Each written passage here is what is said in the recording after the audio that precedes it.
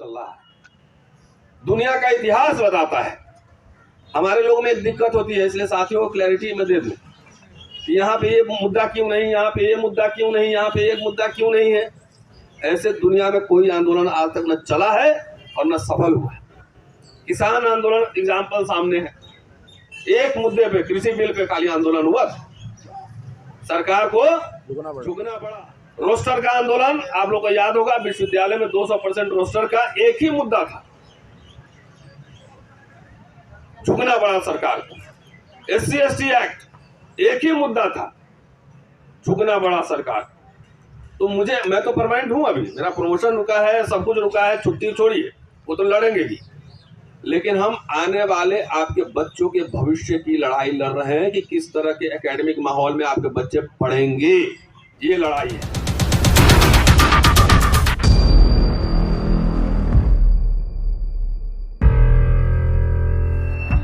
सरकार और विश्वविद्यालय के जितने पदाधिकारी हैं अपने दिमाग के ताले खोलें, दिमाग के ताले खोलें। लेकिन जो माहौल है, बाकी विस्तार से बात हो चुकी है, ज़्यादा लंबा नहीं बोलूँगा मैं। कि हाथ में संविधान और दिमाग में मनुस्मृति। हाथ में संविधान दिखाएंगे आप और दिमाग में मनुस्मृति। और ये स्पष्ट करने के लिए बहुत ज़्यादा दूर जाने की ज़रूरत नहीं है।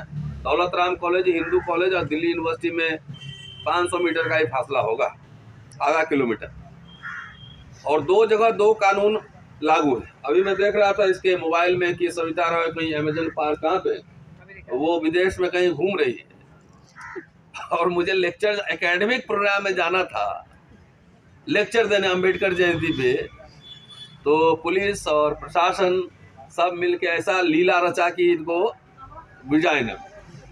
तो मुझे कोई कंफ्यूजन नहीं है कि यहाँ पे अब मनुस्मृति जो है बिना घोषणा किए हुए लागू हो चुका है।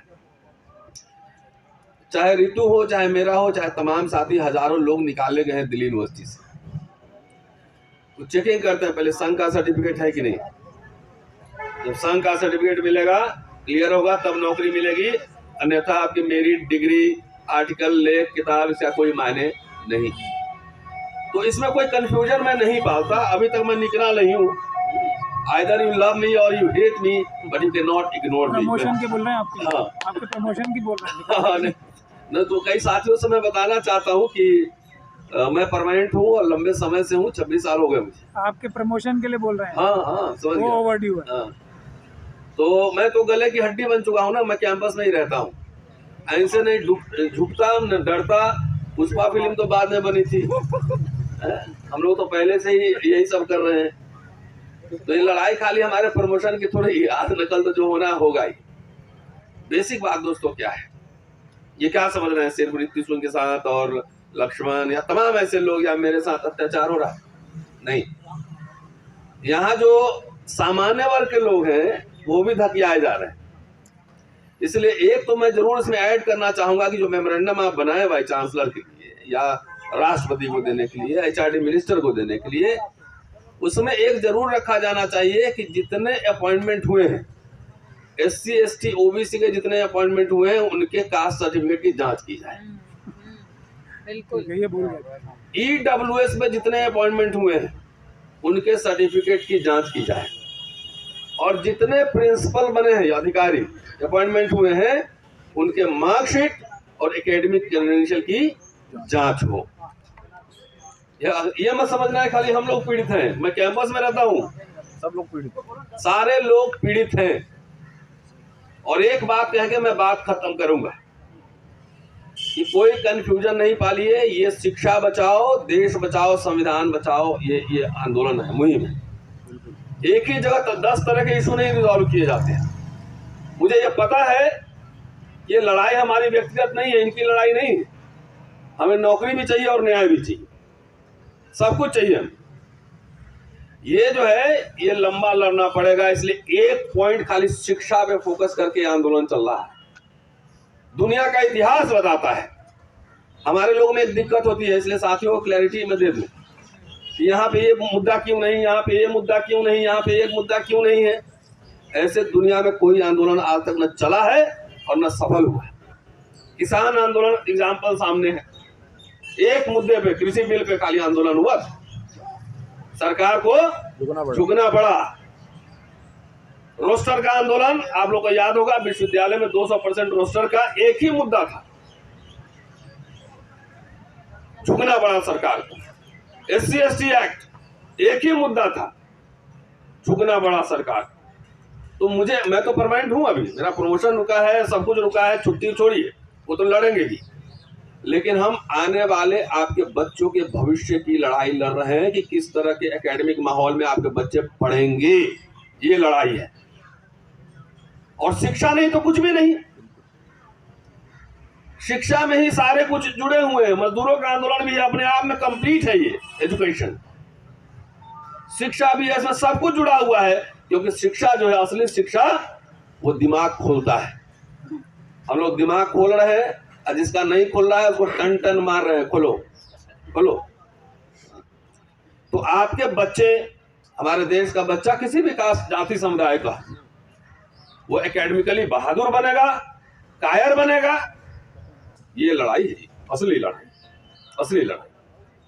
यहाँ एक सिंबल है, यहाँ पे ये धरना।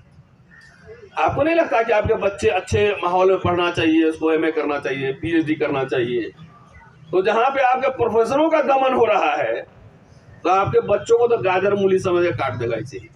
इसलिए रोहित बुमला, पायल तड़वी, IIT में जो बच्चे आपके टॉर्चर हो रहे हैं, आप पहले बात समझिए। इसलिए आंदोलन है एक पॉइंट ओनली, एजुकेशन। क्योंकि बाबा कहते हैं कि बाबा साहब ने कहा था कि शिक्षा शेरनी का दूध, जो पिएगा दहाड़ेगा। उसमें मैं एक लाइन जोड़ देता हूं कि इनकम्प्लीट है। अंग्रेजी शिक्षा शेरनी का दूध है।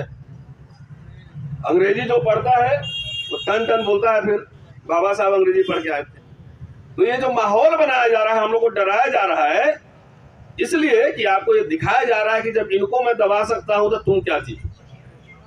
तो ये समझिए कि पूरे समुदाय की लड़ाई के प्रतीक हम लोग हैं। शिक्षा बचा लीजिए। जब लोग इस तरह से हर विश्वविद्यालय में बोलना शुरू करेंगे, लड़ना शुरू करेंगे, फिजा बदल जाएगी। फिजा बदल, एक आदमी काफी होता है, एक आदमी केंद्र बिंदु बनता है पूरे आंदोलन का। सिर्फ नौकरी के नहीं है, ये दो विचारधाराओं की लड़ाई है। और विश्वविद्यालय तो बनता है विश्व सबसे, पूरे दुनिया से खिड़की दरवाजे खुले रहें, विचार आए जाएं सब हो। और यहाँ तो हर जगह बैरिकेड लगाया हुआ, किलेबंदी हो गई है। तो यहाँ सिर्फ एक ही विचारधारा जा रहा है, एक ही वन वे संगम, वही विचारधारा जा रहा है। तो इसीलिए ये आंदोलन पूरे देश भर में, शिक्षा बचाओ, देश बचाओ, संविधान बचाओ।